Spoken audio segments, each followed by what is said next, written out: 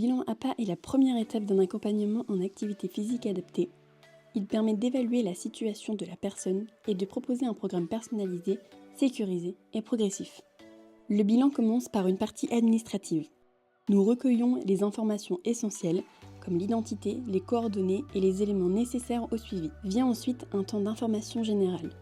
L'objectif du bilan est expliqué, ainsi que le déroulé du programme et les bénéfices de l'activité physique adaptée sur la santé. Place ensuite au recueil de la situation de santé. Nous abordons les pathologies connues, les situations de handicap éventuelles et la présence des douleurs avec une quantification sur une échelle numérique de 1 à 10. Nous identifions également si la personne relève d'un public spécifique selon des critères précis.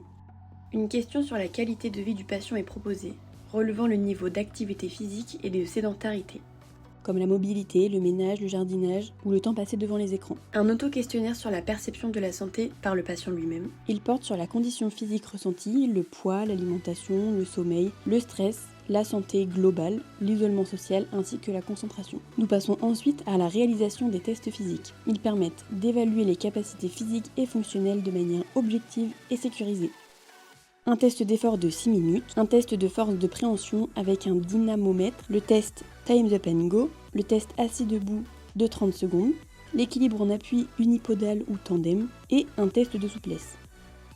À l'issue de ces évaluations, les résultats sont analysés et interprétés. Ils permettent de définir une orientation adaptée, notamment vers des associations sportives ou des structures proposant de l'activité physique adaptée. L'accompagnement se déroule en 3 temps. Un bilan initial, un programme personnalisé sur 3 mois avec suivi hebdomadaire, une orientation dans une ou plusieurs structures adaptées, des conseils sur l'amélioration de la pratique déjà mise en place, un bilan final pour mesurer les progrès et ajuster la suite du parcours, puis un suivi téléphonique à 3 mois, puis à 6 mois.